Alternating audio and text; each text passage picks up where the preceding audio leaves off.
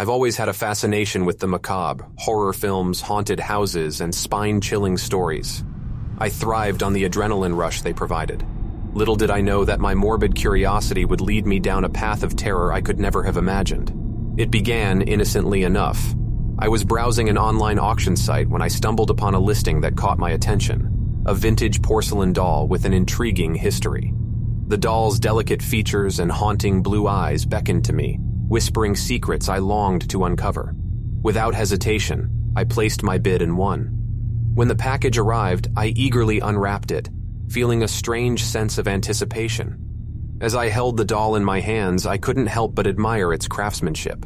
The porcelain skin was flawless, the painted lips curved into an enigmatic smile. It was both beautiful and eerie, a paradox that only heightened my fascination. That night, I placed the doll on a shelf in my bedroom. As I settled into bed, I couldn't help but notice the doll's eyes seemed to follow me. I dismissed it as a trick of the light, attributing my unease to the stories I had heard about haunted dolls. But as the days turned into weeks, I began to question my own sanity. The doll's presence permeated every corner of my life.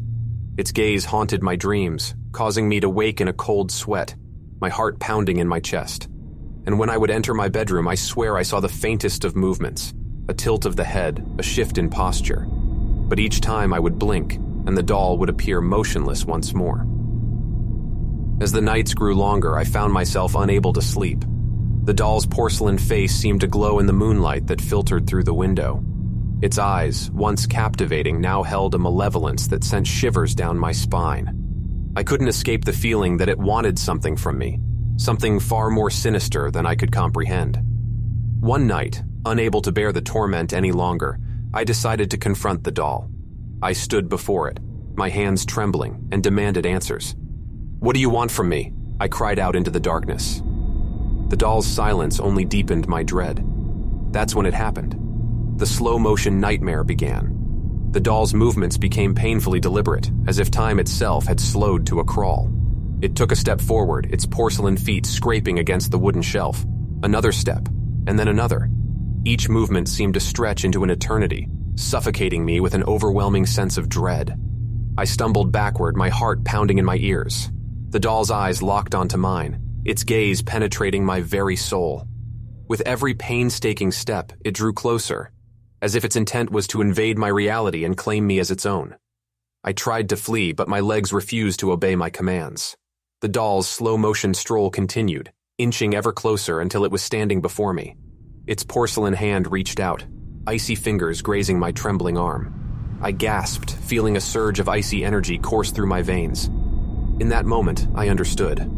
The doll was no ordinary plaything. It was a vessel, a conduit for an ancient, malevolent force that sought to claim my essence, my very life. But I refused to become another victim of its sinister game.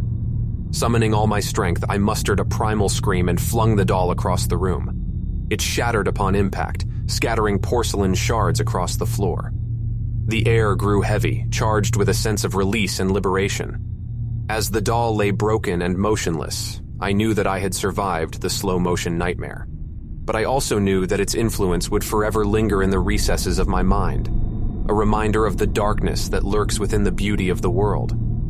Now, I caution those who dare to venture into the realm of the haunted. Be wary of the porcelain dolls that seem so innocent, for their strolls are not of whimsy but of nightmares that will haunt you long after the sun has set. And if you ever hear whispers of a cursed doll that roams the shadows, heed my warning and stay far away, lest you become entangled in its slow-motion dance of horror.